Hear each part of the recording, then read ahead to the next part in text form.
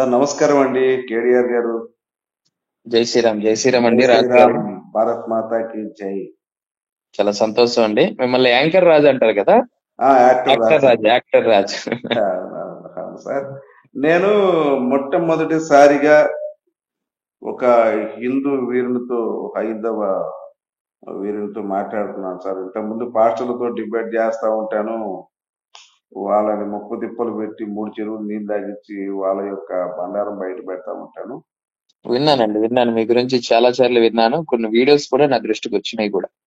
చాలా చాలా సంతోషం. Thank you sir. యాక్చువల్గా మీ వీడియో నేను చాలా చూసేవాడిని సార్. మీ డేరింగ్ స్టెప్ కానివ్వండి, మీరు మాట్లాడే తీరు కానివ్వండి, చాలా చక్కగా ఉంటుంది.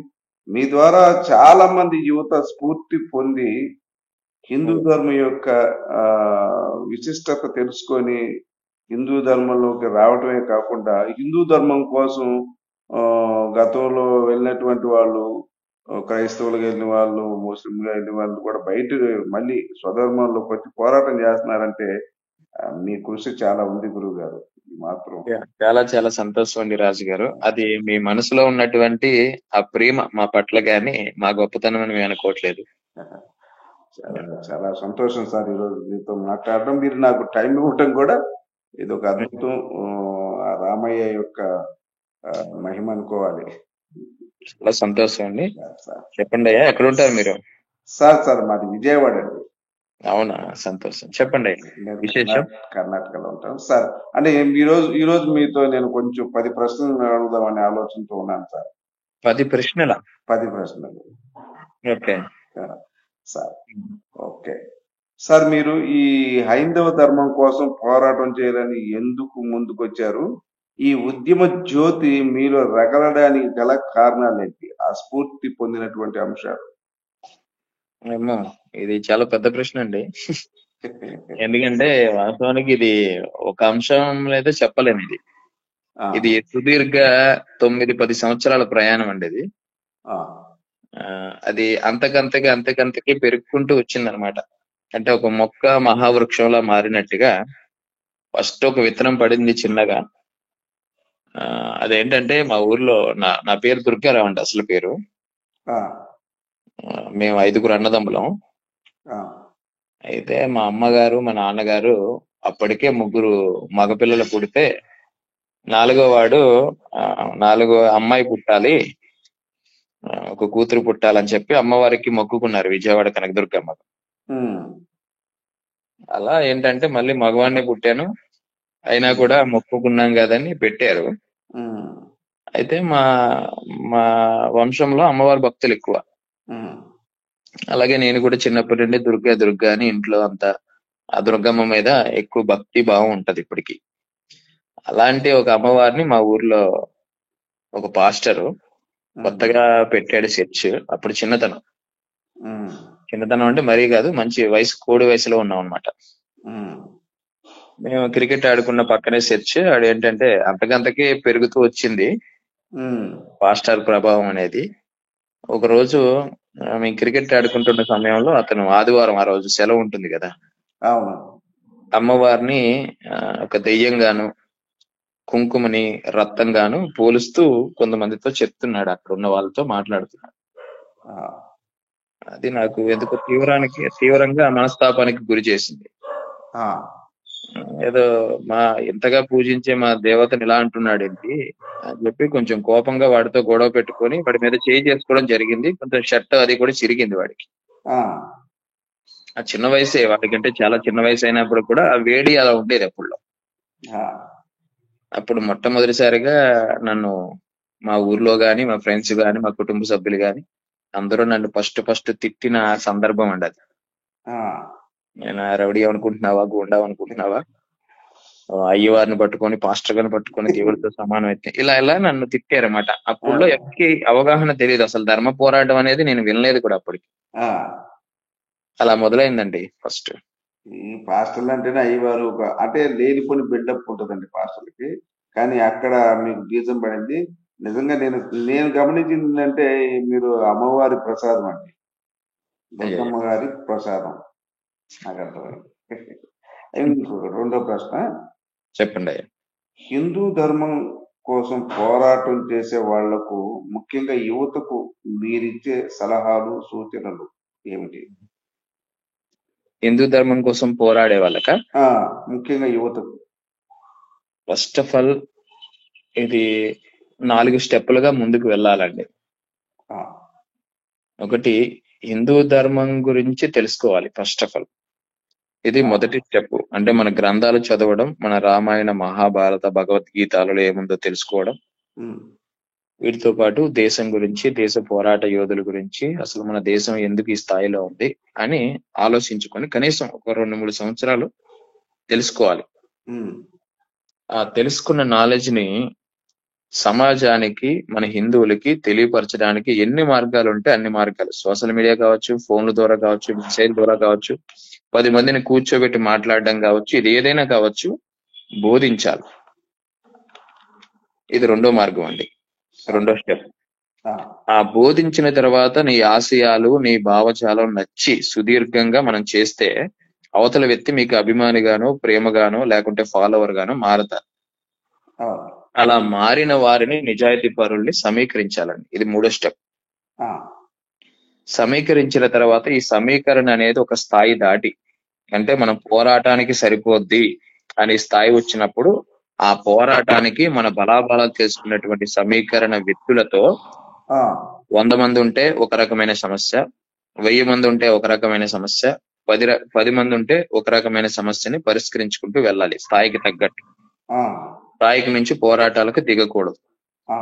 అలాగే ధర్మం గురించి తెలియకుండా బోధించడానికి చూడకూడదు.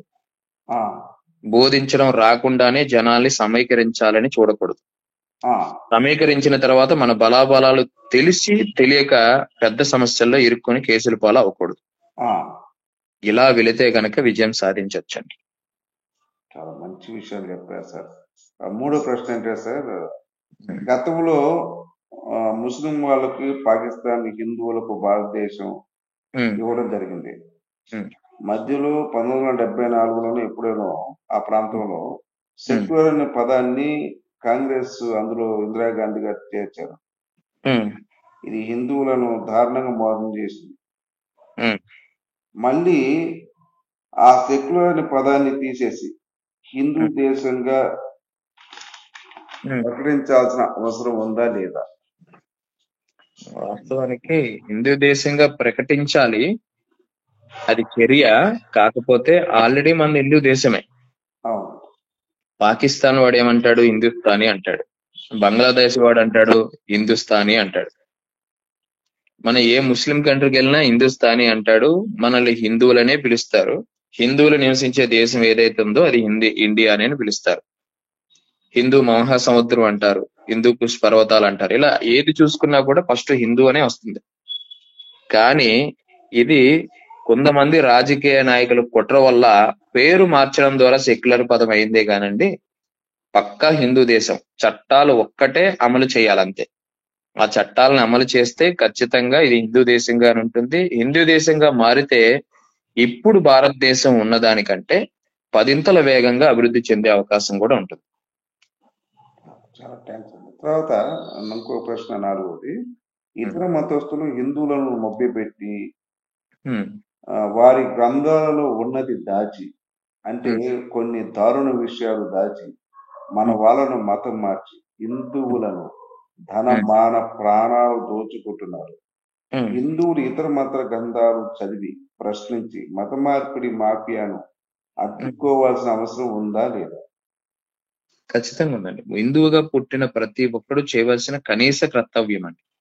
వాడి ప్రతిరోజు లేవంగానే వాడు బతుకు తెరువు కోసం ఎలాగైతే పనికి వెళ్తాడో, ఒక ముద్ద నోట్లో తీసుకుంటాడో, ఎలా అయితే పెళ్లి చేసుకుంటాడో, ఎలా అయితే పిల్లలకు అంటాడో, ఎలా అయితే చదువుకుంటాడో, అలా నిత్య దినచర్యల్లో ఈ హిందూ ధర్మాన్ని కాపాడుకోవడం కూడా ఒక దినచర్యగా భావించిన వాడే నిజమైన హిందూ అవుతాడు.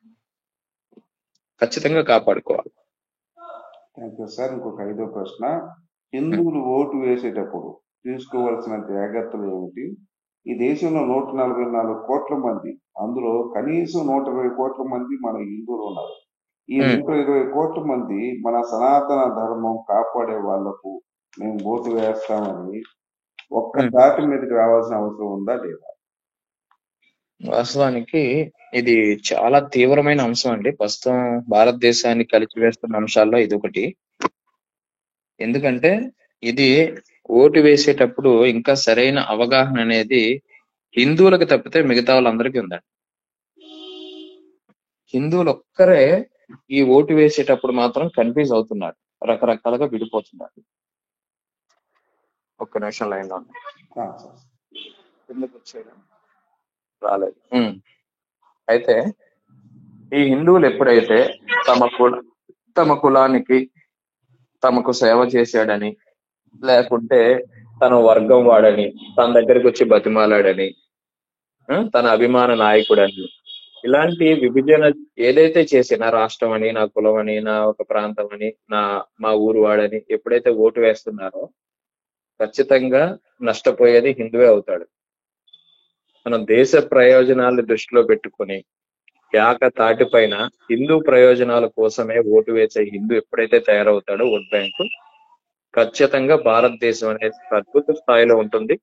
ప్రపంచానికి గురువుగా వెలిగిపోవడానికి ఇది ప్రధాన కారణం. ఎందుకంటే ప్రస్తుతం భారతదేశాన్ని నిలబెట్టగల సామర్థ్యం ఉన్న, ఇదివరకులా పాకిస్తాన్, బంగ్లాదేశ్ లా ముక్కలు కాకుండా ఉండాలంటే కేవలం హిందువులు మాత్రమే భారతదేశాన్ని పరిపాలిస్తే ఇదంతా కూడా ఒక ఉన్నతమైన భారతదేశంగా ఉంటుంది. లేకపోతే ఖచ్చితంగా ముక్కలైపోతుంది.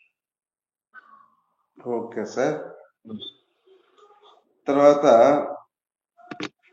మన హిందూ సంఘాలన్నీ కూడా ఒక్క ధాటి మీదకు వచ్చి ధర్మం కోసం కలిసి పనిచేయాల్సిన అవసరం ఉందా లేదా? ఉంటే ఏ మేరకు ఉంది? వాస్తవానికి హిందూ సంఘాలు పేరు పెట్టుకున్నంత మాత్రాన హిందూ సంఘం కింద లెక్కలోకి రాదండి. అది ఒక కార్యకర్తగా మాత్రమే చూడాలి. హిందూ సంఘాలు నాకు తెలిసి ఈ 10 సంవత్సరాల్లో ఒక 10-15 వేల హిందూ సంఘాలు స్థాపించబడ్డాయి, ఆర్గనైజేషన్స్ రిజిస్ట్రేషన్ చేయబడ్డాయి. ఈ 15,000 ఈ 10,000లో ప్రజలకు తెలిసిన సంఘాలు ఏవైతే ఉన్నాయంటే మహా అయితే ఒక 10 నుంచి 15 వరకు కనబడతాయి. ప్రజలకు తెలిసిన హిందూ సంఘాలు, పలానా వాళ్ళు పలానా సంఘం అంట అని తెలిసిన వాళ్ళు 15 కనబడతాయి. కానీ గ్రౌండ్ లెవెల్లో పనిచేసే వాళ్ళు మహా అయితే ఒక 20 నుంచి 30 కనబడతాయి. అసలు పేరే తెలియని సంఘాలన్నీ మిగిలిన అన్ని కూడా హిందూ సంఘాల లెక్కలోకి వస్తున్నాయి. కానీ గట్టిగా పోరాడి మొదటి 3-4 స్థానాల్లో ఉన్నాయి మాత్రం ఒక 4-5 కనబడతాయండి. ఎప్పుడైతే ఉన్నతమైన స్థానంలో ఉండి పనిచేస్తున్నటువంటి హిందూ సంఘాలన్నీ మొత్తం కలవాలని రూల్ ఏం లేదు, మొత్తం కలవాల్సిన అవసరం కూడా లేదు. ఎందుకంటే ఒక తాటిపైకి తీసుకురావాలంటే హిందూ సంఘాలని అది చిన్న విషయం కాదండి, చాలా పెద్ద విషయం. అది సామాన్యులకు కూడా సాధ్యం కాదండి అది.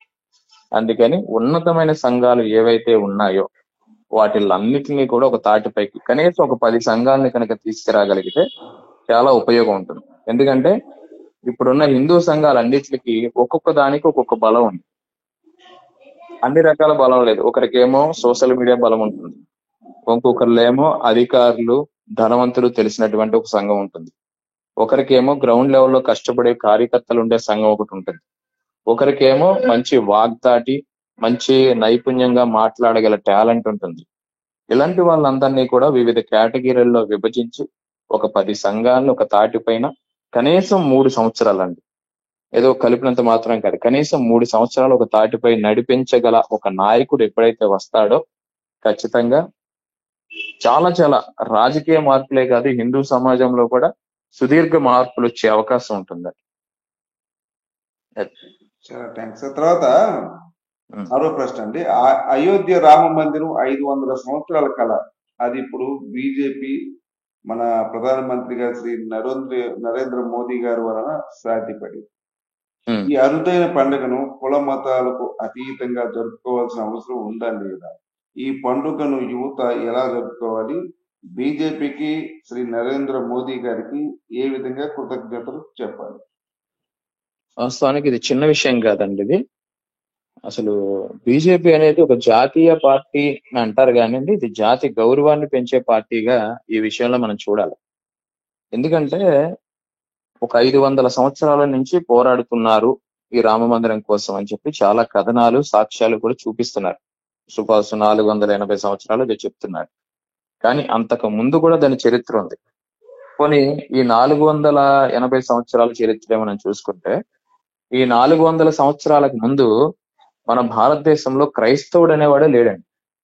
అసలు క్రైస్తవ పుట్టుకే లేదు, అసలు క్రైస్తవుడు అనేవాడు మనుగడే లేదు, అసలు క్రైస్తవులు అంటూ ఉన్నారని కూడా ఎవరికి తెలియదు. అందరూ హిందువులే. ఇక ముస్లింస్ విషయానికి వచ్చినా కూడా ముస్లింస్ ఏదో 2-3 రాష్ట్రాలకి మాత్రమే పైన పరిమితం అయ్యారే గాని ఈ దేశం అంతా కూడా లేరు. వాళ్ళందరూ కూడా బయట నుండి వచ్చిన వాళ్ళే గాని మన భారతీయుల్లో ముస్లింస్ ఎవరు లేరు ఆ రోజుల్లో. ఆ రోజు నుంచి పోరాడుతున్నారు అంటే అప్పటికి భారతదేశంలో ఉన్న వారందరూ కూడా హిందువులే. రాముణ్ణి కొలిచిన వారే, రాముణ్ణి పూజించిన వారే, రామాయణం చదివిన వారే, రామనామం పఠించిన వారే. అంటే ఇప్పుడు ఉన్నటువంటి భారతదేశంలో ముస్లింగా మారి ఉండొచ్చు, క్రైస్తవుగా మారి ఉండొచ్చు, కానీ వాళ్ళ పూర్వీకులందరూ కూడా రాముని ప్రసాదం తిన్నారు, రాముడి యొక్క రామనామస్మరణ చేశారు, రాముడి భక్తులుగా ఉన్నారు. అందుకని వాళ్ళ రక్తంతో పుట్టినటువంటి ఈ వ్యక్తులు ఇప్పుడు మారినప్పటికీ కూడా వీళ్ళందరూ కూడా రాముడికి భక్తులుగానే ఉండాలి. అంటే రాముడికి రుణపడే ఉండాలి. ఆ రోజుల్లో వాళ్ళ పూర్వీకులు చేసిన త్యాగాలు వృధా కాకూడదు అని ఎవడైనా భారతీయుడు ఆశిస్తున్నాడు, ప్రేమిస్తున్నాడు, దేశం మీద ఏమాత్రం గౌరవం, ప్రేమ ఉన్నా, ఇక్కడ ముస్లిం అయినా, క్రైస్తవుడైనా, బుద్ధిస్ట్ అయినా, నాస్తికుడైనా ఎవడైనా కూడా ఆ 22వ తారీఖు మాత్రం ఖచ్చితంగా రాముడికి ఒక దీపం పెట్టాలి, రామనామస్మరణ చేయాలి, ఆ పండగని జాతి పండగగా జరుపుకోవాలి. అలా చేస్తేనే వాడు భారతీయుడుగా మనం గుర్తించబడాలి, లేకుంటే వాడి దేశ ద్రోహితో సమానం అన్నట్టుగా ఖచ్చితంగా మనం చెప్పవచ్చు.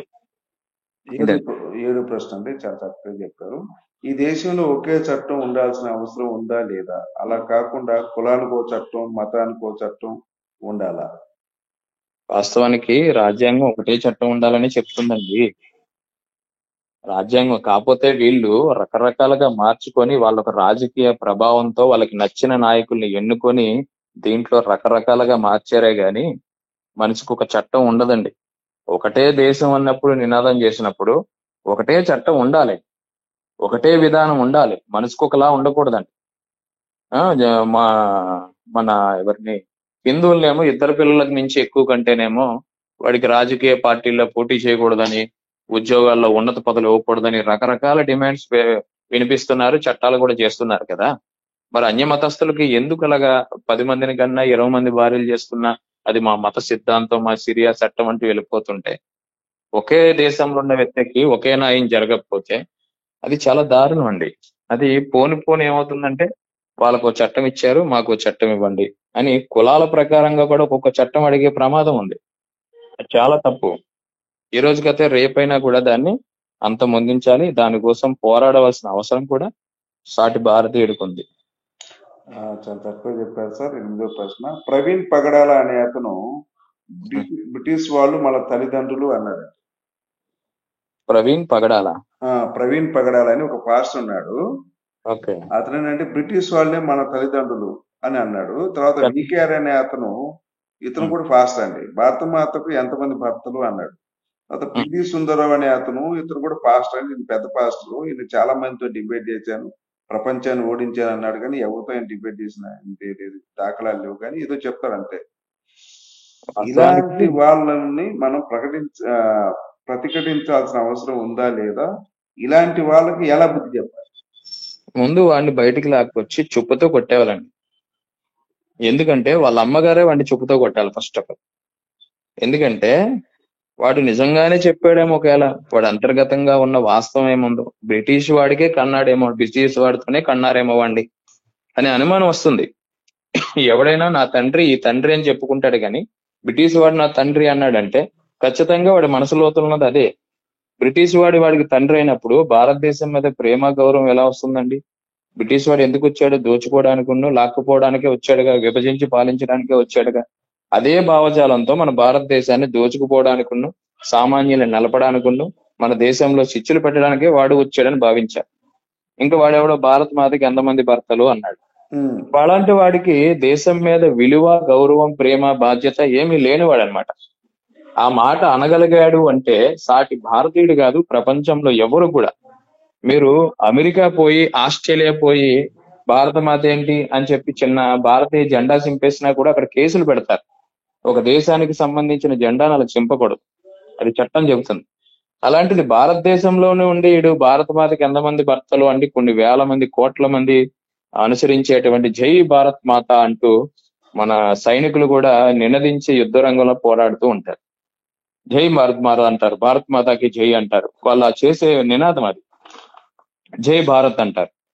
అలాంటి ఎంతో మంది సైనికుల ప్రాణ త్యాగాలను కూడా వీడు అవమానించినట్టుగా భావించాలి. అలాంటి సైనికుల మీద, భారతదేశం మీద, భారతీయ ఔన్నత్యం మీద, వీడికి భారత గడ్డ మీద ప్రేమ లేకుండా ఇలాంటి మాటలు మాట్లాడారంటే వీడికి ఖచ్చితంగా నడి రోడ్లో నిలబెట్టి ఒక కఠినమైన చట్టం తీసుకొచ్చి కాల్చి పడేసినా కూడా చాలా మంది, ఏదైతే రేపిస్టులను ఎలాగైతే ఎన్కౌంటర్ చేస్తారో అంతకంటే దారుణంగా హింసించినా కూడా చాలా మంది మహిళలు ఆనందపడతారండి. ఇలాంటి వాళ్ళని ఎప్పుడు క్షమించకూడదు. అలాంటి పదజాలం అనేది ఎప్పటికీ భారతదేశానికి గాని భారతీయ సమాజానికి గాని మంచిది కాదు. సార్ తర్వాత చాలా బాగా చెప్పారు సార్. మత మార్పిడి నిరోధక చట్టం ఈ రెండు తెలుగు రాష్ట్రాలు ప్రభుత్వాలు, అటు ఆంధ్ర గాని ఇటు తెలంగాణ గాని, ఈ మత మార్పిడికి వ్యతిరేకంగా ఒక చట్టం రావాల్సిన అవసరం ఉందా లేదా? ఖచ్చితంగా ఇది చాలా అవసరం ఉంది ఇప్పుడు. ఎందుకంటే మత మార్పిడి అంటే ఏదో ఒక రకమైన మత మార్పిడి అని సామాన్య ప్రజలు అనుకుంటారు కానండి, ఈ మత మార్పిడిలో అనేక కోణాలు ఉన్నాయి, అనేక రకాలు ఉన్నాయి. ఒకటి ఫస్ట్ ఆఫ్ ఆల్ ఆర్థిక మత మార్పిడి. ఎవరైతే ఆర్థికంగా వీక్ గా ఉంటారో వాళ్ళ దగ్గరికి వెళ్ళి తృణమో తలమో 5,000 10,000 ఇచ్చి ఆశ చూపించి మతం మారుస్తారన్నమాట. రెండోది వచ్చి ఆరోగ్య మత మార్పిడి.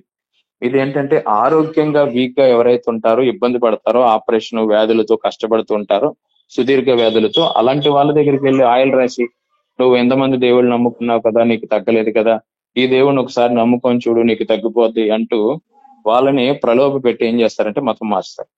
ఆ తర్వాత ప్రలోభ మత మార్పిడి ఉంటుంది, ప్రలోభ మత మార్పిడి. అదేంటంటే నీకు పెళ్లి కాలేదు కదా, నీకు ఉద్యోగం రాలేదు కదా, నువ్వు ఆర్థిక ఇబ్బందులు ఇలా పడుతున్నావు కదా, నీకు ఆ సమస్య వచ్చింది ఈ సమస్య వచ్చింది అని చెప్పి మతం మారుస్తారు. ఇది మూడో రకం. ఇలా ఒక్కొక్కటి ఏంటంటే కుల మార్పిడి. నీ కులాన్ని వెనకబెట్టేశారు, నీ కులాన్ని తొక్కేశారు, ఈ హిందువులు అలాగా హిందువుల మీకోసం ఈ దేవుడు పుట్టాడు అని చెప్పి ఏం చేస్తారంటే మతం మారుస్తారు. తర్వాత ఏంటంటే పాప ప్రీతితో మతం మార్పు. ఎవడైతే దొంగలు, దోపిడీ దొంగలు, రేపిస్టులు, మర్డరిస్టులు, రోడ్ల మీద తిరిగే వెధవలు ఎవరైతే ఉంటారో వాళ్ళందరికీ నువ్వు ఇన్ని పాపాలు చేసావు కాబట్టి నీకు ఎక్కడ క్షమాపణ దొరకదు, నీ పాపాలకు క్షమాపణ దొరుకుతుంది, నువ్వు ఒక్కసారి యేసుని నమ్ముకున్నావంటే నువ్వు చేసిన పాపాలు ఎన్ని ఎదవ పనులు చేసినా అన్ని కడిగేస్తాడు అని చెప్పి వాళ్ళని ఆశ చూపిస్తాయి, ఎన్ని పాపాలకి నాకు ప్రాయశ్చిత్తం దక్కుతుందని వీళ్ళందరూ మతం మారుతారు. ఇలా ఏంటంటే రకరకాల కోణంలో ఆశ చూపించి వీళ్ళు మతం మారుస్తారు. ఈ మత మార్పిడి ద్వారా రెండు తెలుగు రాష్ట్రాల్లోనే కాదంటే దేశంలోనే చాలా ప్రమాదం ఉంది. ఇప్పటికే మన భారతదేశంలో భారతీయులు, మన హిందువులు 7-8 రాష్ట్రాలకు పైగా మైనారిటీలుగా మారిపోయారు.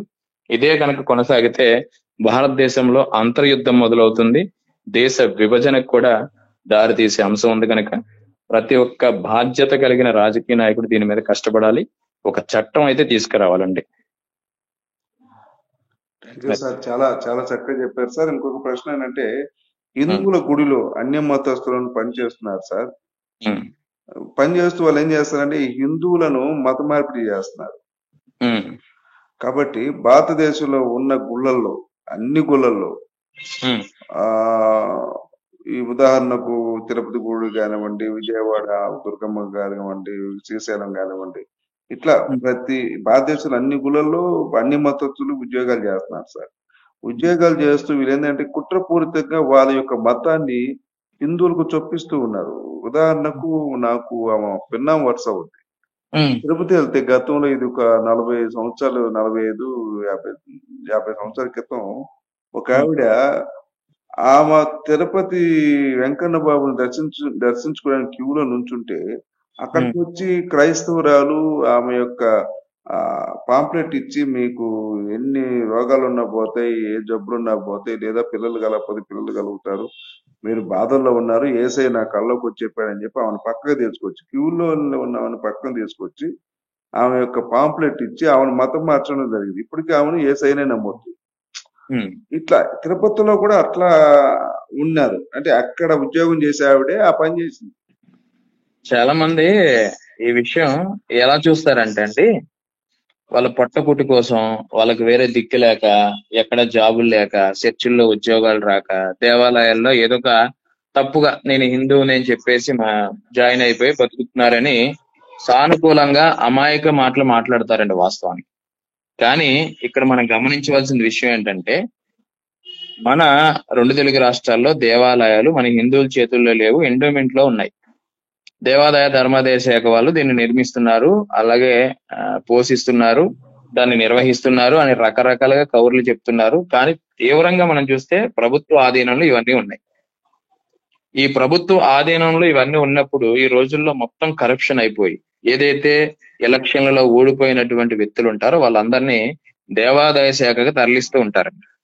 అలా తరలించిన వాళ్ళలో ప్రధానంగా వీళ్ళు ఏం చేస్తున్నారంటే కరప్షన్. ఏ ఉద్యోగం కావాలన్నా చేయి తడపాల్సిందే, ఉద్యోగానికి తగ్గట్టు డబ్బులు తీసుకుంటారన్నమాట.